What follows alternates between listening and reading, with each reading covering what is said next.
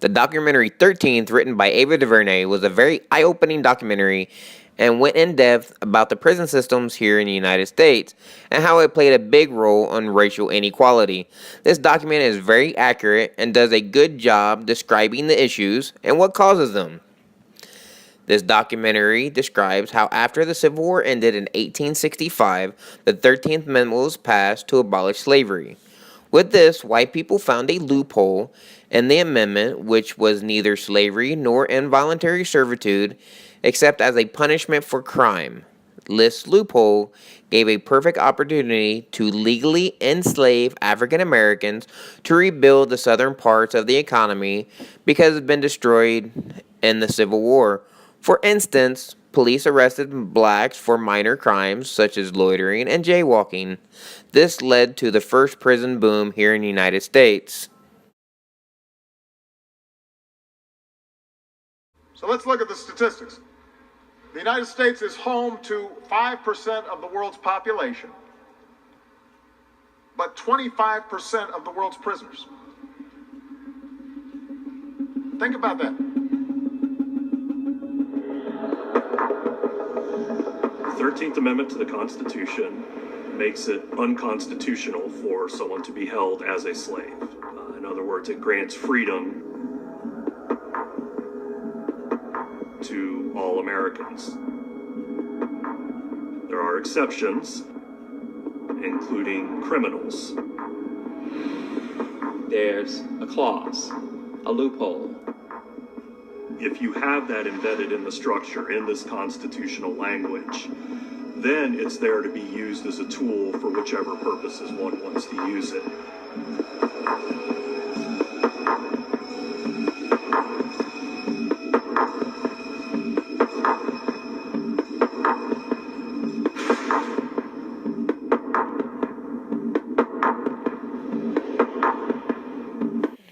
Also in the documentary, we are introduced to a film. It's called Birth of a Nation. Came out in 1915 by D.W. Griffin.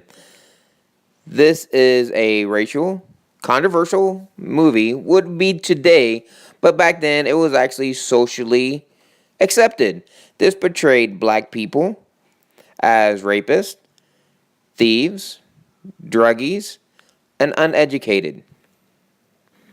With that being said, for our presidents to look weak against crime, drugs, they actually need to tell us they're going to be hard on crime. Now, the documentary stated that several presidents, including Nixon, Reagan, Bush, and Clinton, utilized these scare tactics to create public awareness about the fact that they were against drugs and crimes. Drugs and crime meaning black people, and were determined to fight the issue. Nixon came up with the term war on drugs. Reagan expanded it and reiterated these policies. Bush continued the crusade, and Clinton was the first Democratic candidate to use this platform to gain presidency. Once in office, Clinton signed a bill creating the 3 strikes and you're out law. This law provided for a much harsher punishment, usually a life sentence, the 3rd time a person commits a felony. What you got after that was a rapid transition to a mythology of black criminality.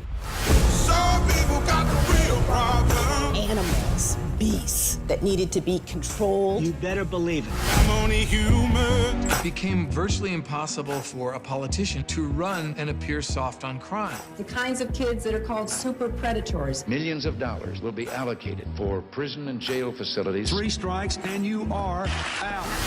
It was an enormous burden on the black community, but it also violated a sense of core fairness. Going back to 1971, when President Richard Nixon declared a war on drugs, we had about 400,000 people in prison. Throughout the years, it steadily inclined with all the other presidents, with Bush and Reagan.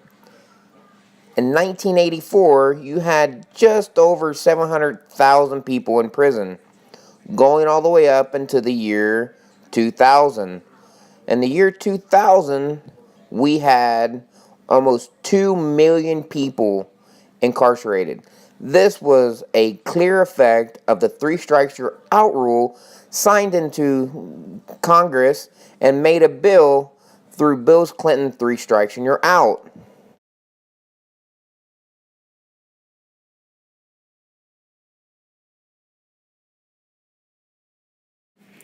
Till this day, the three strikes and you're out law is still scrutinized by many people. Even Bill Clinton himself went on CNN stating, the problem is the way it was written and implemented.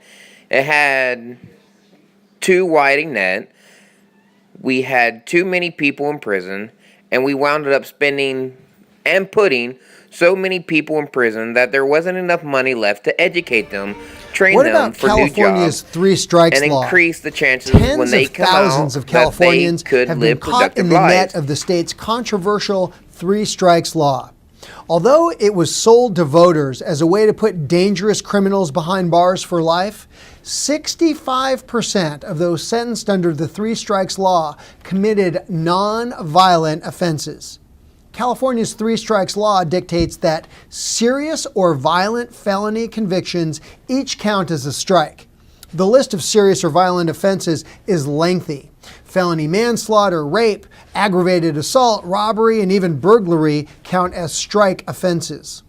Individuals with 2 prior strike convictions can be sentenced to life in prison for a third felony conviction, even if the third felony is a non-violent offense. Any felony will do. Because of this, individuals, and some of them homeless, have been sentenced to life in prison for stealing food or toiletries. The third strike doesn't have to be a serious or violent offense. Remember, any felony will suffice. Under the three strikes law, your punishment for a non-violent felony conviction can be doubled merely because you have a single strike on your record. For example, someone with a prior felony burglary conviction, which is a strike, who's facing 3 years in prison for a drug charge, can be sentenced to 6 years in prison because of the prior strike offense. A Romero motion is one method your defense lawyer may use to try to protect you from the excessive punishment of a second or third strike conviction.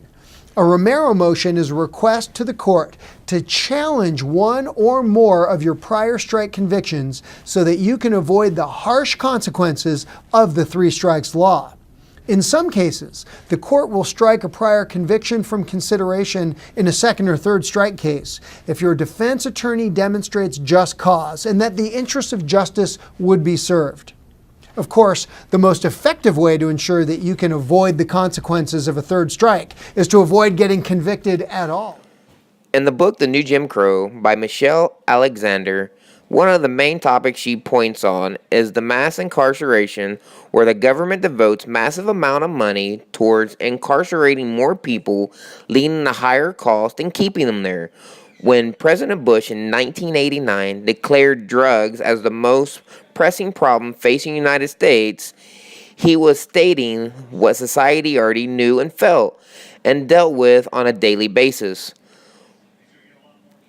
What the lay person in the United States does not realize that once these offenders are in the system, they tend to remain there. This is made easy by inadequate legal representation, which results in no probation or parole, and they are stuck in prison. The way the laws are written and the way our government is designed to uphold them often lead to racial discrimination. This is because the law, police officers, or other law enforcement personnel are given free rein when making the decision to stop someone within legal reason. It is up to the officer's discretion who to pull over or who to detain. This allows a gray area where racial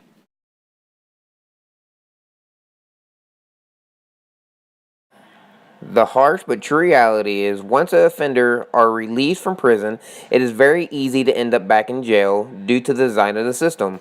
When a small break of rules happen, such as failing to meet with a parole officer at a given time, the offender is returned to jail. Having a history of incarceration, therefore, leads to reincarceration in many cases. An offender often feels ashamed, and because of this, his legal past does not qualify for government aid, and finds it difficult to find employment, leading to issues with poverty and driving them towards burglary, theft, and other petty crimes, or even major crimes. For many of these offenders, even finding a place to call home is difficult, as they do not qualify for Section 8 or government housing. Once they lose government housing, they also have their children taken from them and become wards of the state. Due to the structure of the system, many inmates reoffend just to place back in the system. It becomes a way of life for them, and they have serious problems readjusting to societal living. To me, the responsibility lies in the nation as a whole. It is our responsibility to ensure that the structure of law enforcement and incarceration is reasonable and fair. It is our responsibility as a public to arrive at the polling places, to vote for elected officials, and to pay our taxes to ensure that our elected officials appropriately assign funds to community outreach efforts. Community efforts must go further than this, though. The light at the end of this very dark tunnel is education, to ensure that we are not repeating past mistakes, providing ways for impoverished people to learn how to improve their physical, education, professional, and monetary situations, while propel them forward and out of poverty and despair. Not just providing affordable services like healthcare, but also providing classes and informational sessions on birth control and family planning will help to improve these situations.